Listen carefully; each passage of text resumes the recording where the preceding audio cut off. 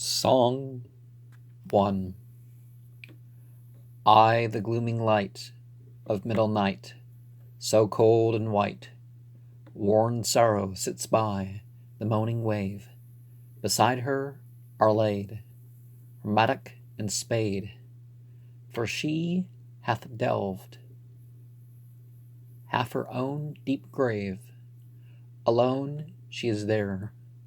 The white clouds drizzle, her hair falls loose, her shoulders are bare, her tears are mixed with the bearded dews. Now, a mattock used to be the letter Z, and a spade, I guess you can see, is pretty close to the W, too. Death standeth by. She will not die. With glazed eye she looks at her grave. She cannot sleep of her lone. She maketh her moan. She cannot speak. She can only weep, for she will not hope. The thick snow falls on her flake by flake. The dull wave mourns down the slope. The world will not change, and her heart will not break. Song. The lint white and the throstle cock have voices sweet and clear. All in the bloomed May, they from the blossomy brier call to the fleeting year, if that he would them hear and stay. Alas, that one so beautiful should have so dull an ear.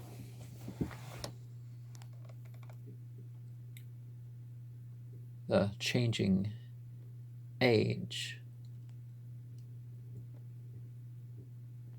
is nearer than a lot of people think, right? 2. Fair year, thy children call, but thou art deaf as death. All in the bloomed May, when thy light perisheth, that from thee issueth, our life vanisheth. Oh, stay, alas, that lips so cruel dumb should have so sweet a breath.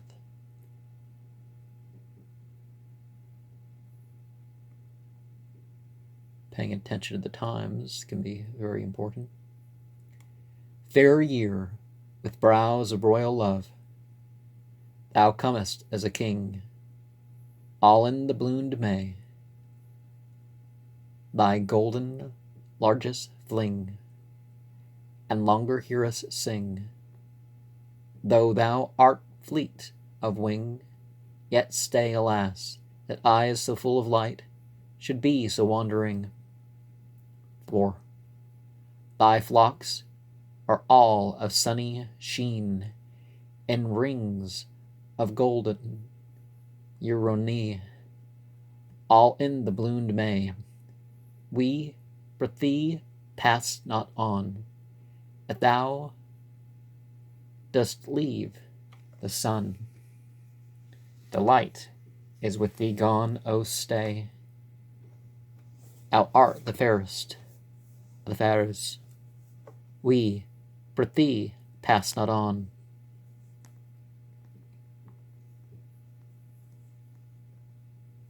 Song 1.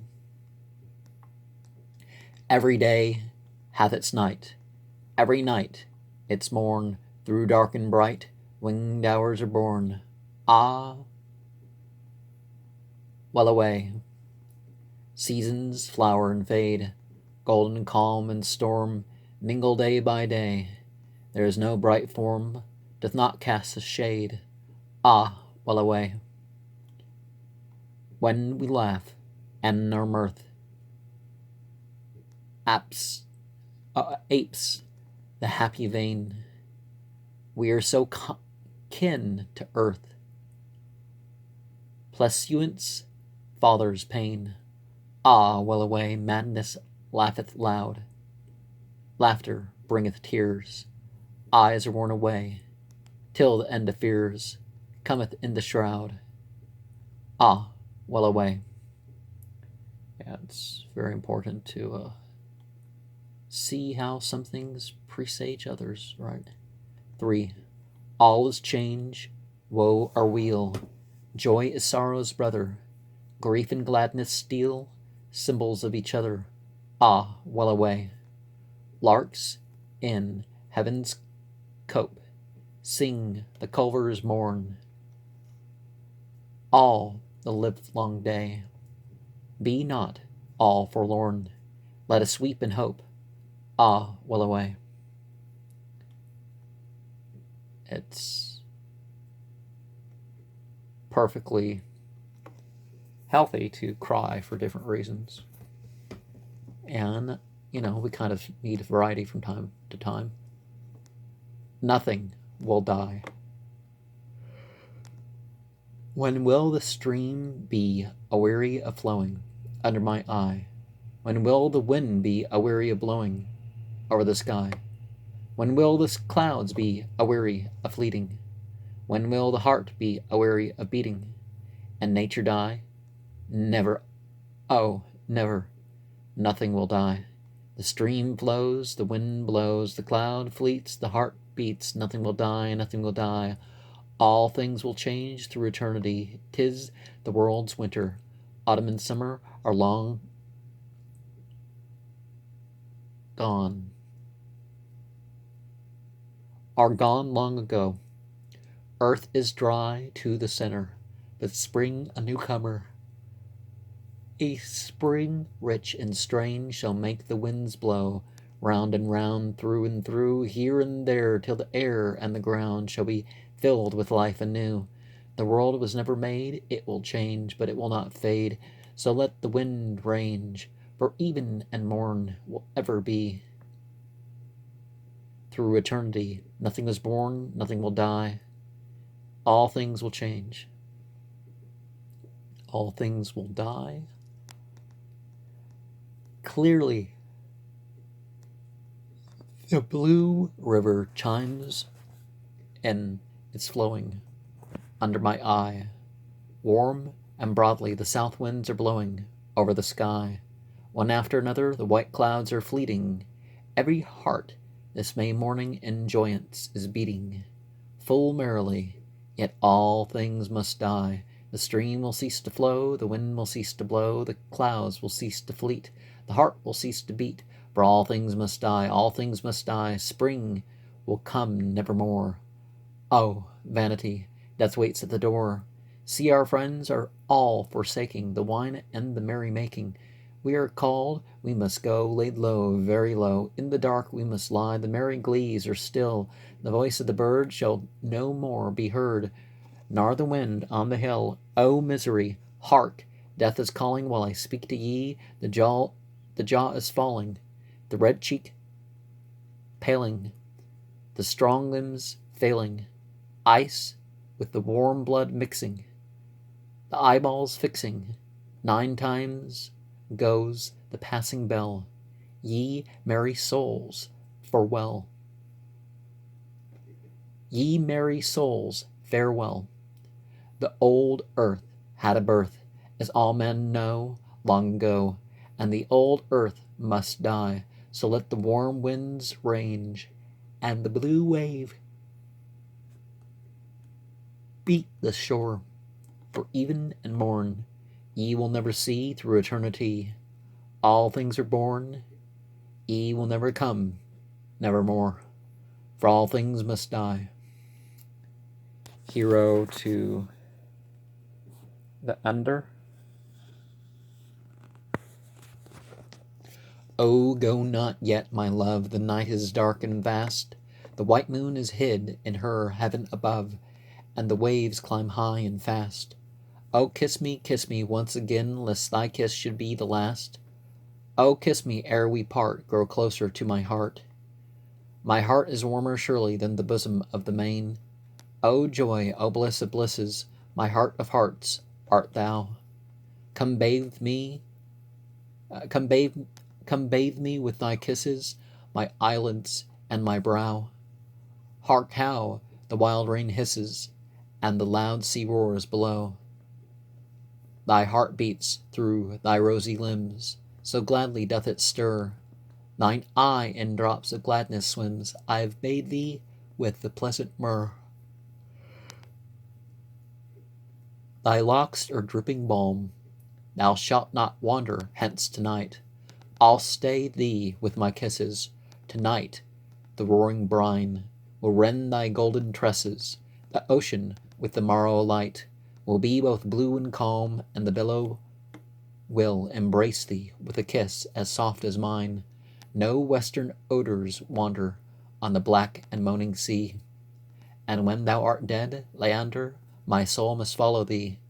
Oh, go not yet, my love, thy voice is sweet and low. The deep salt wave breaks in above those marble steps below. The turret stairs are wet that lead into the sea. Leander, go not yet. The pleasant stars have set. Oh, go not yet, or I will follow thee. The mystic. Angels have talked with him and showed him thrones. Ye knew him not, he was not one of ye. Ye scorned him with an undiscerning scorn. Ye could not read the marvel in his eye. The still serene abstraction he hath felt, the vanities of after and before. Albeit his spirit and his secret heart, the stern experiences of converse lives, the linked woes of many a fiery change, had purified and chastened and made free, always there stood before him night and day, of wayward, vari-colored circumstance, the imperishable presences, serene, colossal, without form or sense or sound, dim shadows, but unwaning presences, four-faced, to four corners of the sky, and yet three shadows fronting one forward, one respectant, three but one, and yet again and evermore. For the two first were not, but only seemed.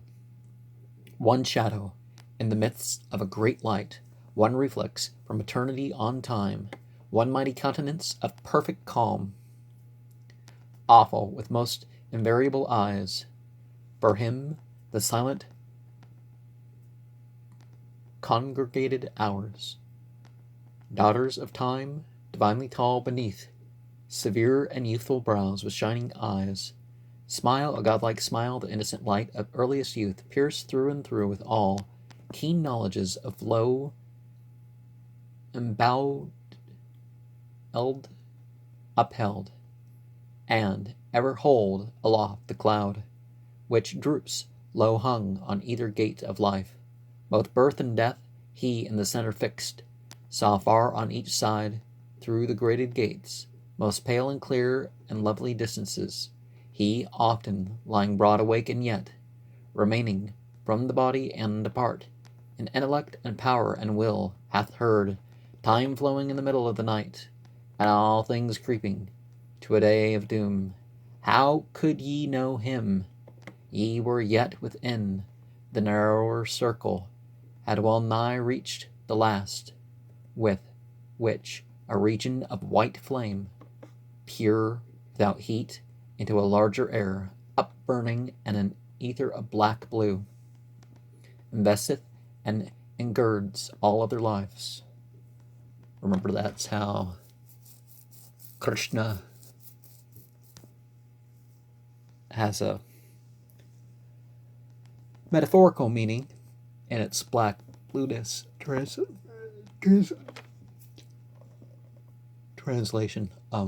The Grasshopper 1.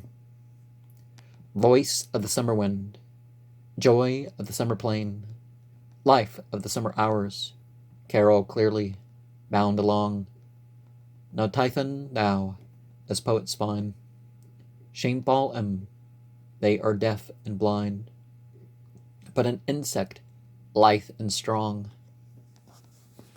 bowing the seated summer flowers, prove their falsehood and thy quarrel, vaulting on thine airy feet. Clap thy shielded sides and carol, carol clearly, chirrup sweet. Thou art a mailed warrior in youth and strength complete, armed, cup of pie, full fair to see, unknowing fear, undreading loss, a gallant cavalier, sans peur et sans reproach, in sunlight and in shadow, the Bayard of the meadow. I would dwell with thee, merry Grasshopper. Thou art so glad and free, and light as air. Thou hast no sorrow or tears. Thou hast no compt of years, no withered immortality, but a short youth, sunny and free. Carol clearly bound along, soon thy joy is over, a summer of loud song, and slumbers in the clover. What hast thou to do with evil, in thine hour of love and revel, in thy heat of summer pride, pushing the thick roots aside of the singing flowered grasses that brush thee with their silken tresses? What hast thou to do with evil, shouting, singing, ever springing? In and out the emerald glooms, ever keeping, ever singing, lighting on the golden blooms.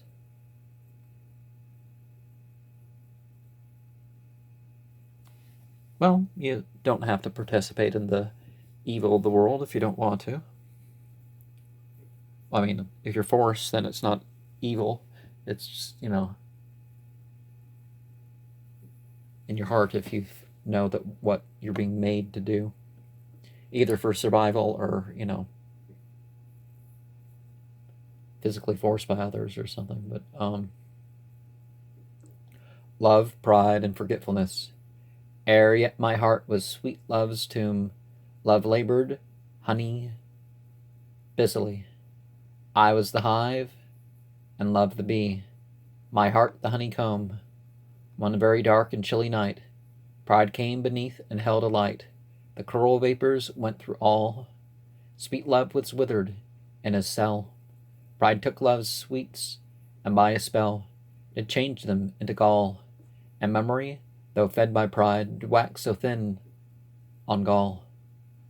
Awhile she scarcely lived at all. What marvel that she died? Chorus. In an unpublished drama, written very early, the varied earth, the moving heaven, the rapid waste of roving sea, the fountain pregnant, mountains ribbon, to shapes of wildest anarchy, by secret fire and midnight storms that wander round their windy cones, the septal life, the countless forms of living things, the wondrous tones of man and beast are full of strange astonishment and boundless change.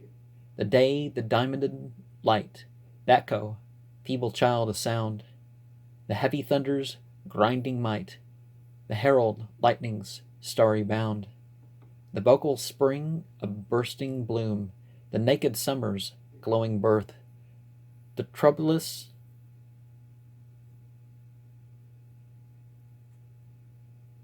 autumn's sallow gloom, the hoarhead winter paving earth with sheeny white, are full of strange astonishment and boundless change. Each sun from which the center flings grand music and redundant fire, the burning belts, the mighty rings, the murmurous planets rolling choir, the globe-filled arc that, cleaving air, lost in its effulgence, sleeps, the lawless comets as they glare and thunder through the sapphire deeps, in wayward strength, are full of strange astonishment and boundless change.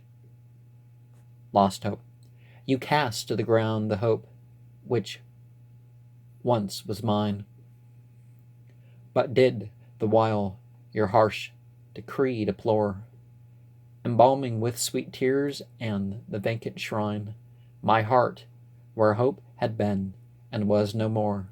So on an oaken sprout a goodly acorn grew, but winds from heaven shook the acorn out and filled the cup with dew. So, just like the previous one, I guess, you got potential brought out. Sometimes you don't even know the potential.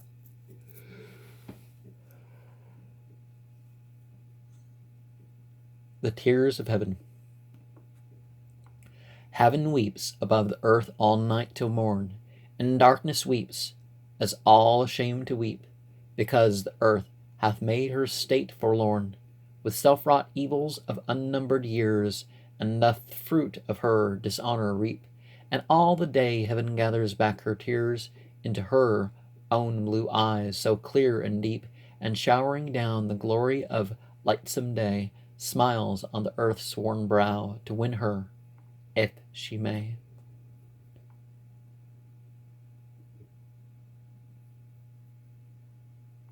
Sometimes you don't know what the opportunity is, and you definitely still have to act, or should act, Love and sorrow.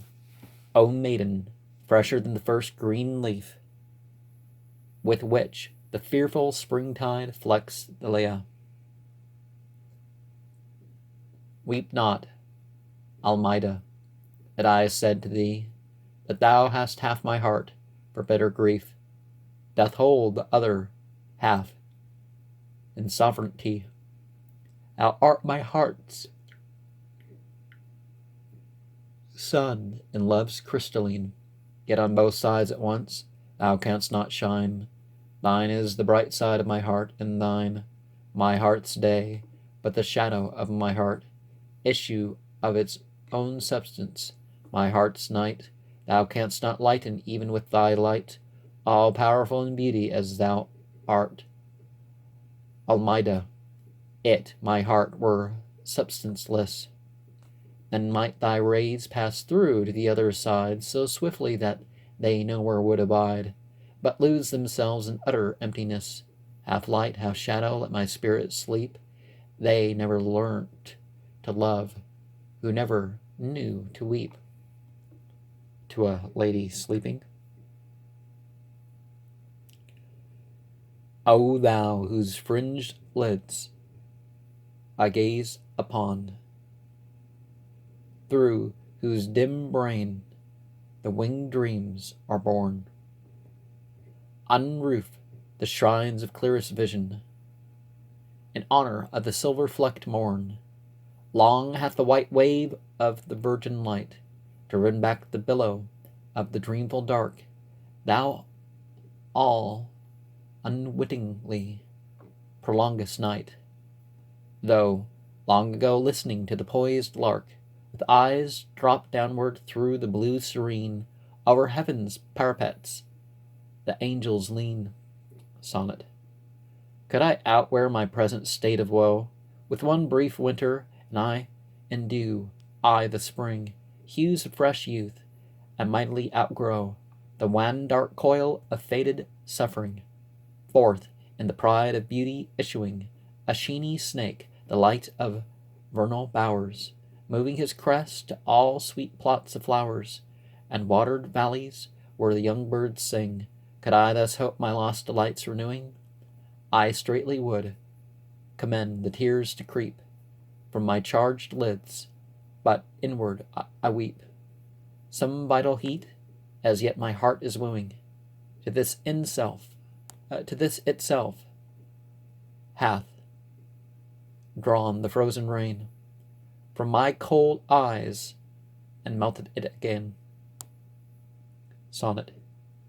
Though night hath climbed to her peak of highest noon, and bitter blasts the screaming autumn whirl all night through archways of the bridged pearl, and portals of pure silver walks the moon, wake on my soul, nor crouch to agony, turn cloud to light, and bitterness to joy, and dross the gold with glorious alchemy, basing thy throne above the world's annoy. Reign thou above the storms of sorrow and ruth, that roar beneath unshaken peace hath won thee. So shalt thou pierce the woven glooms of truth, so shall the blessing of the meek be on thee. So in thine hour of dawn, the body's youth, and honorable old, shall come upon thee. Sonnet. Shall the hag evil die with child of good? R. Propagate her again her loath, or propagate again her loathed kind, thronging the cells of the diseased mind, hateful with hanging cheeks, a withered brood, though hourly pastured on the salient blood. Ah, oh, that the wind which bloweth cold or heat would shatter and overbear the brazen beat of their broad vans, and in the solitude of middle space confounded them, and blow back their wild cries down their cavern throats, and slake with points of blast-born hail their heated eyne, so their wan limbs no more might come between the moon and the moon's reflex in the night, nor blot with floating shades the solar light. The pallid thunderstorm. Sonnet.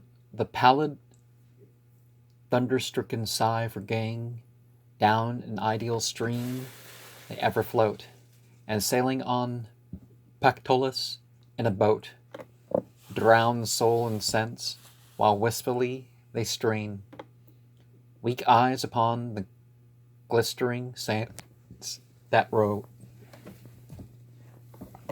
The understream, the wise could he behold, cathedraled caverns of thick-ribbed gold, and branching silvers of the central globe, would marvel from so beautiful a sight, how scorn and ruin, pain and hate could flow, but hatred in a gold cave sits below, pleached with her hair and mail of argent light, shot into gold a snake her forehead clips, and skins the color from her trembling lips. Love. 1. Thou from the first, unborn, undying love, albeit we gaze not on thy glories near, before the face of God didst breathe and move, though night and pain and ruin and death reign here, thou foldest like a golden atmosphere the very throne of the eternal God, passing through thee the edicts of his fear are mellowed into music, borne abroad by the loud winds, though they uprend the sea, even from his central deeps, thine empery is over all, thou wilt not brook eclipse, thou goest and returnest to his lips, like lightning that is ever brood above the silence of all hearts, unutterable love. And it's important to manifest the spiritual message yourself, right? As if the law was you itself. 2. To know thee is all wisdom and old age. Is but to know thee, dimly we behold thee, athwart the veils of evil which enfold thee, we beat upon our aching hearts with rage. We cry for thee, we deem the world thy tomb, as dwellers in lone planets look upon the mighty disk of their majestic sun, hollowed in awful chasms of wheeling gloom, making their day dim, so we gaze on thee. Come, thou of many crowns, white-robed love, ah, oh, rend the veil in twain, all men adore thee. Heaven crieth after thee, earth waileth for thee. Breathe on thy winged throne, and it shall move in music and in light o'er land and sea. 3. And now methinks I gaze upon thee now, as on a serpent in his agonies. Awe-stricken Indians, what time laid low, and crushing the thick fragrant reeds he lies, when the new year warm breathed on the earth, waiting to light him with his purple skies, calls to him by the fountain to uprise, already with the pangs of a new birth, strain the hot spheres of his convulsed eyes, and in his writhings awful hues begin to wander down his sable sheeny sides, like light on troubled waters from within. Anon he rushed forth with merry din, and in him light and joy and strength abides, and from his brows a crown of living light looks through the thick-stemmed woods by day and night. The Kraken. Below the thunders of the upper deep, far, far beneath in the abysmal sea, his antient, dreamless, uninvaded sleep, the Kraken sleepeth. Faintest sunlights flee upon his shadowy sides, above him swell huge sponges of millennial growth and height, and far away into the sickly light, from many a wondrous grot and secret call, unnumbered and enormous, polypi winnow with giant arms the slumbering green. There hath he lain for ages, and will lie, battening upon huge sea worms in his sleep, until the latter fire shall heat the deep. Then once by man and angels to be seen, in roaring he shall rise, and on the surface die. Oh, that sounds so much like Cthulhu, doesn't it? Cthulhu! Iya Cthulhu Fatagan! I don't remember the rest.